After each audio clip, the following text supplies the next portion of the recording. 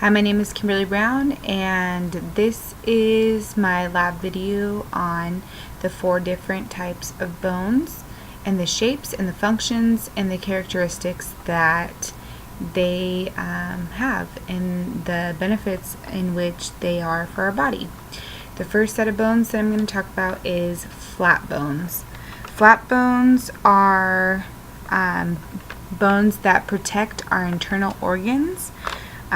This would include the brain, the heart, and our pelvic organs. Some examples are your cranial bones, so the bones on the top of your head. These protect your brain, all of them. They protect your brain from any trauma that may happen. They are hard, flat bones. The second example would be the sternum. The sternum is located right in the middle of your chest, and this bone is one of the bones that protects your heart. Another would be the ribs. The ribs are obviously below, and your ribs are used to protect your lungs. That is one of the major organs that your ribs protect. The second set of bones that I'm going to talk about is flat bones. Flat bones are, they provide large areas of attachment to muscles. Long bones support weight and facilitate movement. Some examples of long bones would be your humerus, which is this portion.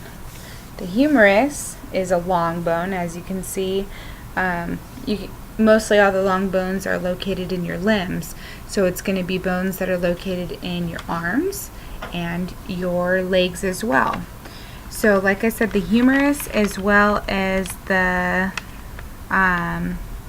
radius, the ulna, metacarpal, which metacarpal is going to be your fingers. On the leg part, we have your femur, which is one of the longest bones in the body, as well as the fibula, the tibia, and the metatarsals, which are your toes. These would be considered small bones, but they are also long. As you can see, long in the fingers and in the arms, long limbs, long bones. So it kind of gives it away with the name of the bone. The third bone that I'm going to be talking about are short bones. These bones, these are shaped like cubes. They're cube-shaped. Short bones are cube-shaped. This would include tarsals, which is your ankle, carpals, which is your wrist. This is your carpal right here. So a lot of times when obviously people refer to carpal tunnel, it's because you have something going on with your wrist, your carpals. These are the cube-shaped, which makes a lot of sense if you think about it. At your ankle, the ankle bone is cubed, and your wrist, the carpals, is cubed. So basically the carpals, they protect your ankle and wrist joints. They are short bones. Short bones provide stability and minimal movement. So the short bones are built around your joints, and they provide that like rotating movement, minimal movement, stability to stabilize your wrist to your hand. And if you were looking at my feet, the ankle stabilizes the foot to the leg.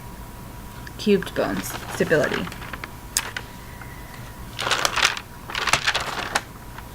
The fourth bone that I'm going to be speaking on is irregular bones.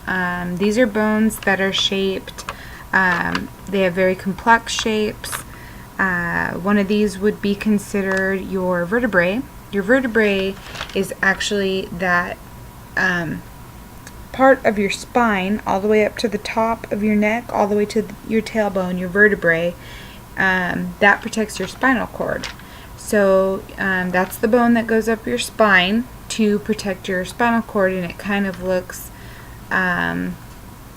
real pokey all the way down and curved. So it's real curved to your spine.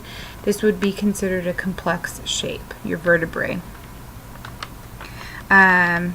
Your sacrum is an irregular shape, an irregular bone, and irregular bones vary in shapes and sizes, and they vary in structure. So they vary, obviously. Irregularity means not the same, not consistent, that kind of thing. So that would explain the fact that they vary in shape and size, and they vary in structure and purpose.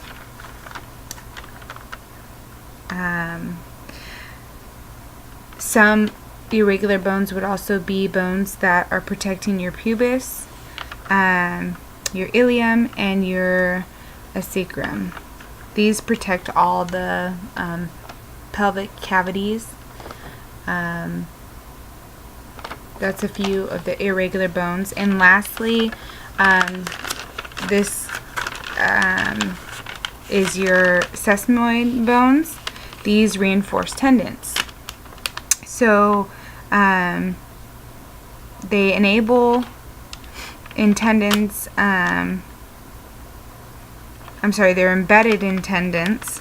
The shape is round, small bones found in the tendons of the hand, the knee, and the feet.